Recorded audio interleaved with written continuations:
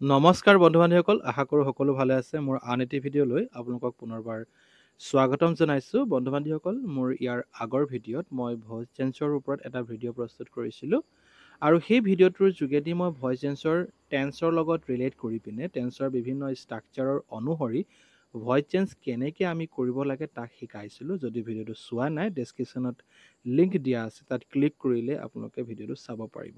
মোৰ ছাবস্ক্ৰাইবাৰৰ সুবিধাৰ্থে বা ভিউৱাৰ্ছৰ সুবিধাৰ্থে মই কিছুমান ইম্পৰ্টেণ্ট কুৱেশ্যন আজি লৈ আহিছোঁ, য'ত আমি ভইচ চেঞ্জ অফ ইম্পেৰেটিভ চেণ্টেন্সৰ বিষয়ে শিকিম। অৰ্থাৎ আমি ইম্পেৰেটিভ চেণ্টেন্স মানে কি এবাৰ বুজি লোৱাটো দৰকাৰ আছে। যিবোৰ বাক্য আদেশ, অনুৰোধ বা উপদেশ আদি দিয়া বুজায়, সেইবোৰক আমি ইম্পেৰেটিভ চেণ্টেন্স বুলি কওঁ। এতিয়া ইম্পেৰেটিভ চেণ্টেন্সৰ ভইচ চেঞ্জ কেনেকৈ কৰিব লাগে, ইয়াত এটা উদাহৰণ তোমালোকে ধুনীয়াকৈ লৈ লোৱা। ইয়াত দেখা পাইছা পোষ্ট দিছ লেটাৰ। তো ইয়াত তোমালোকে পোষ্ট বুলি ক'লে কি বুজি পালা?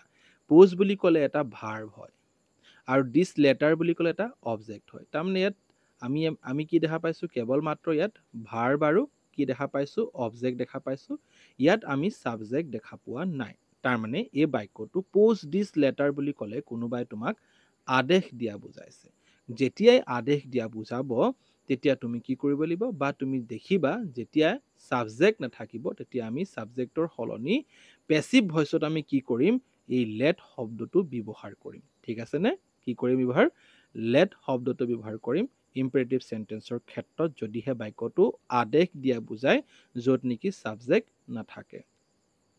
গতিকে ইয়াত এই বাক্যটো এক্টিভ ভইচত আছে, তাক আমি পেছিভত কৰিবলৈ হ'লে কেনেকৈ কৰিম? প্ৰথমতে তুমি কি কৰিব লাগিব?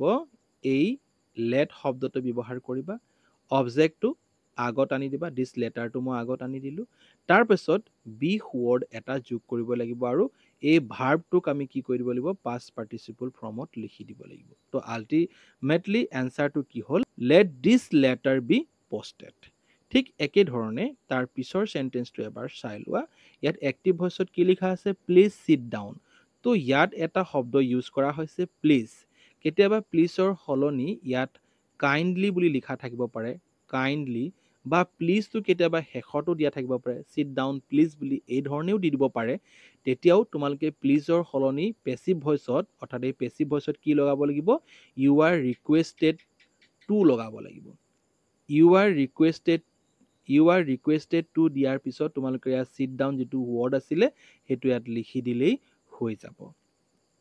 তাৰপিছত ইয়াত যিটো ৩ নম্বৰ যিটো উদাহৰণ মই লৈ আহিছোঁ, তাত লিখা আছে ডোণ্ট প্লাগ দ্য মেংগোজ। ঠিক আছেনে? তো ইয়াত ৱৰ্ড এটা লিখা আছে ডোণ্ট, অৰ্থাৎ চেণ্টেন্সটো কিহত দিয়া আছে?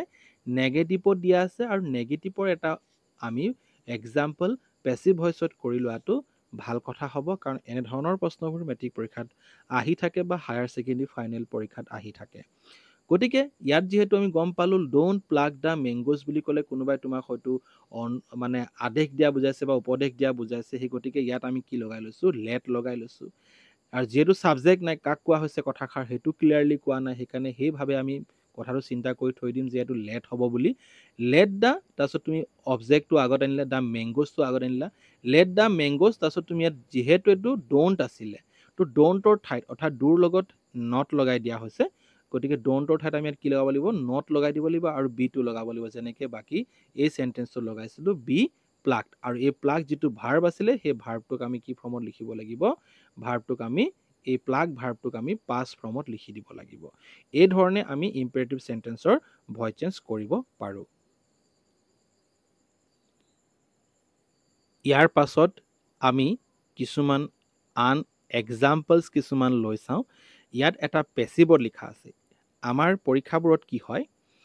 এক্টিভৰ পৰা পেছিভলৈকে এটা প্ৰশ্ন দিয়া হয়, বা পেছিভৰ পৰা এক্টিভলৈ নিবৰ কাৰণে এটা দিয়া হয়। এতিয়া এই বাক্যটো এটা পেছিভ ভইচত লিখা আছে, আৰু পেছিভ ভইচৰ এই বাক্যটোক আমি এক্টিভ কৰিব লাগে। যিহেতু এই বাক্যটো তুমি ইয়াত লেট আৰু এইডোখৰত তুমি বি দেখা পাইছা, তাৰমানে গম পালা যে এইটো ইম্পেৰেটিভ চেণ্টেন্স হয় আৰু পেছিভ ভইচত দিয়া আছে। গতিকে প্ৰথমতে তুমি কি কৰিব লাগিব? প্ৰথমতে তুমি ভাৰ্বটো বিচাৰিব লাগিব।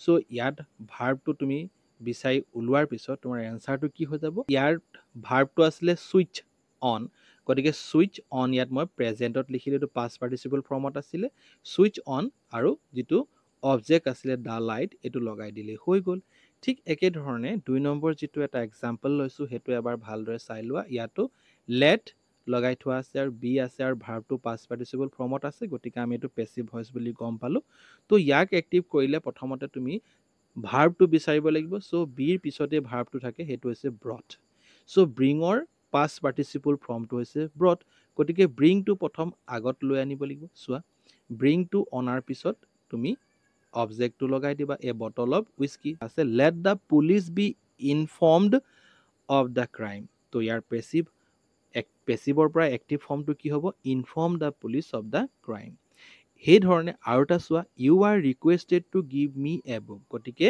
ইয়াত কি আছে ইউ আৰ ৰিকুৱেষ্টেড আছে তো ইউ আৰ ৰিকুৱেষ্টেড থাকিলে কি থাকিব লাগিব এক্টিভত প্লিজ থাকিব লাগিব নতুবা কাইণ্ডলি থাকিব লাগিব তো ইয়াত আমি কি দিম please give me a book সেইটো লিখি দিলেই হৈ গ'ল ইয়াৰ পিছত কিছুমান এডিশ্যনেল প্ৰশ্ন আছে ইম্পেৰেটিভ চেণ্টেন্সৰ যিটো নেকি অত্যন্ত প্ৰয়োজন হয় যিবোৰ প্ৰশ্নত সাধাৰণতে কনফিউজন হোৱা দেখা পোৱা যায় ইয়াৰ প্ৰথম যিটো প্ৰশ্ন আছিল তাত লিখা আছে এক্টিভত tell her to read the Gita তো ইয়াক যদি মই এক্টিভৰ পৰা পেছিভলৈ যদি আনো তেতিয়া কি হ'ব let her be told to read the Gita অৰ্থাৎ লেট হাৰ বি টোল লিখাৰ পিছত টু ৰিড দ্য গীতা যিধৰণে আছে সেইধৰণে লিখিব লাগিব ঠিক একেধৰণে আৰু এটা চোৱা হেল্প দ্য হেল্পলেছ তো ইয়াৰ পেছিভ ভইচটো কি হ'ব the helpless should be help মনত থৈ দিবা the helpless should be help ইয়াত ছাবজেক্ট নাই বুলিয়ে তোমালোকে লেট লগাই দিলে কিন্তু ভুল হৈ যাব সেই গতিকে মই এই উদাহৰণটো লৈ আহিছোঁ নেক্সট আৰু এটা চোৱা ডোণ্ট ইনচাল্ট দ্য প'ৰ তো ইয়াৰ এনচাৰটো কি হ'ব the poor should not be insulted গতিকে ডোণ্ট ইনচাল্ট দ্য প'ৰ এই বাক্যটো অলপ বেলেগ ধৰণৰ বাক্য সেইকাৰণে এই ধৰণে লিখিব লাগিব তাৰ পিছৰ চেণ্টেন্সটো চোৱা কাইণ্ডলি প'ষ্ট দিছ লেটাৰ গতিকে মই কৈছোঁ কাইণ্ডলি বা প্লিজ থাকিলে আমি ইউ আৰ ৰিকুৱেষ্টেড লগাব লাগে গতিকে কাইণ্ডলি দেখাৰ পিছত আমি কি লিখিম পেছিভত you are requested to post this letter হ'ব ইয়াত লেটাৰটো স্পেলিং ভুল হৈ আছে এইটো নহয় একচুৱেলি LETTER হ'ব দেই আপোনাক কাটি ল'ব নেক্সট আৰু এটা এক্সাম্পল লোৱা আছে লেট আছ ছিং গতিকে এইটোতো তোমালোকে হয়তো কিছুমানে ভাবি ল'ব যে এইটো লেট আছে কাৰণে পেছিভ ভইচৰ কিন্তু পেছিভ ভইচৰ নহয় এইটো এক্টিভ ভইচৰ হয় লেট আছ ছিং গতিকে লেট আছ ছিং থাকিলে কি হ'ব তাৰ ভইচ চেঞ্জটো কি হ'ব it is suggested that we should sing এই ধৰণে লিখিব লাগিব তোমালোকে মনত থৈ লোৱা তো ইয়াত মই এটা কুৱেশ্যন তোমালোকক কৰিব দিছোঁ লেট আছ ৱৰ্ক ইয়াৰ পেছিভ ভইচটো কি হয় তোমালোকে কমেণ্ট বক্সত মোক জনাই দিবা যদিহে ভিডিঅ'টো ভালদৰে চাইছা এইবাৰ এই ভিডিঅ'টোৰ জৰিয়তে কিছুমান চেণ্টেন্সত আমি মডেল ভাৰ্ব অৰ্থাৎ কেন মে বা মাষ্ট এই ধৰণৰ শব্দ কিছুমান দেখা পাওঁ তেতিয়া আমি ভইচ চেঞ্জ কেনেকৈ কৰিম ইয়াত তোমালোকৰ এটা এক্টিভ ভইচৰ ষ্ট্ৰাকচাৰ মই বনাই দিছোঁ প্ৰথমতে ছাবজেক্ট থাকিব পাৰে বা কেন মে মাষ্ট থাকিব পাৰে তিনিটাৰ ভিতৰত যিকোনো এটা থাকিব পাৰে আৰু ভাৰ্বটোৰ ফৰ্ম ওৱান হ'ব অৰ্থাৎ প্ৰেজেণ্ট ফৰ্ম হ'ব আৰু অবজেক্ট থাকিব তেতিয়া তাৰ পেছিভ ভইচ কেনেকৈ কৰিবা তো পেছিভ ভইচ কৰিবৰ কাৰণে তোমালোকে হয়তো সকলোৱে জানা যে পেছিভ ভইচ কৰিবলৈ হ'লে প্ৰথমতে অবজেক্টটো আগত আনিবই লাগিব তাৰপাছত অবজেক্টটো যিহেতু ইয়াত মডেল ভাৰ্ব বা সহায়ক ভাৰ্ব বা হেল্পিং ভাৰ্ব কি আছে কেন মে মাষ্ট আছে সেইবোৰ দিবই লাগিব তাৰপাছত বি যোগ কৰিবা বি যোগ কৰাৰ পাছত যিটো ভাৰ্ব আছিলে ওৱান ফৰ্মত সেইটো ভাৰ্বটো থ্ৰী ফৰ্ম কৰিবা বাই প্ৰিপজিশ্যন লগাবা আৰু ছাবজেক্টটো লৈ আহিবা এই ধৰণে আমি ব্যৱহাৰ কৰিম এটা এক্সাম্পল লৈছোঁ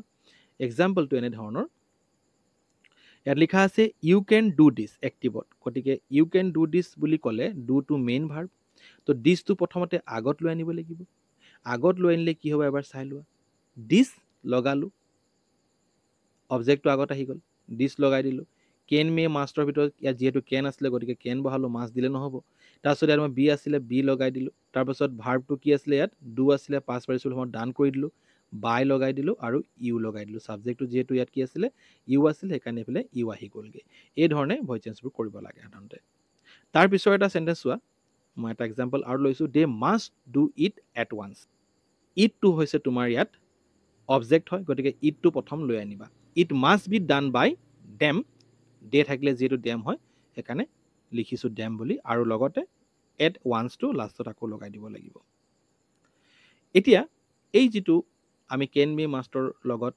সংগতি ৰাখি পেছিভ আৰু এক্টিভৰ দুটামান উদাহৰণ কৰিছিলোঁ তাৰ কিছুমান এডিশ্যনেল কুৱেশ্যনো আছে সেইবোৰ তোমালোকে চাই লোৱা চ' ইয়াত এক্টিভত কি লিখা আছে ন'বডি কুড কিল দ্য ক্ৰিমিনেল তো ইয়াৰ পেছিভ ভইচ কি হ'ব the criminal could not be killed এনেধৰণে লিখিব লাগিব বাই ন'বডি মানে বাই ন'বডি লুকাই আছে ভাবি লোৱা আৰু এটা এক্সাম্পল লোৱা ওৱান শুড কিপ ওৱানছ প্ৰমিছ তো ইয়াৰ এনচাৰটো কি হ'ব পেছিভত কি হ'ব প্ৰমিছেছ শুড বি কেপ্ট আৰু এটা লৈছোঁ ওৱান শুড ডু ওৱানছ ডিউটি তো ইয়াৰ এনচাৰটো কি হ'ব ডিউটি শুড বি কেপ্ট গতিকে আজিলৈ ইমানখিনি আছিল যদি ভিডিঅ'টো ভাল পাইছে প্লিজ লাইক শ্বেয়াৰ কমেণ্ট এটা কৰি দিব আৰু যদি আপুনি চেনেলটোত নতুনকৈ আহিছে প্লিজ ছাবস্ক্ৰাইব কৰি থ'ব আৰু আপোনালোকে প্লে'লিষ্ট ভিজিট কৰিব প্লে'লিষ্টত সকলো ভিডিঅ'বোৰ আপলোড কৰি থোৱা থাকে ভিডিঅ'টো সম্পূৰ্ণ হোৱাৰ বাবে অশেষ ধন্যবাদ থেংক ইউ ফৰ ৱাচিং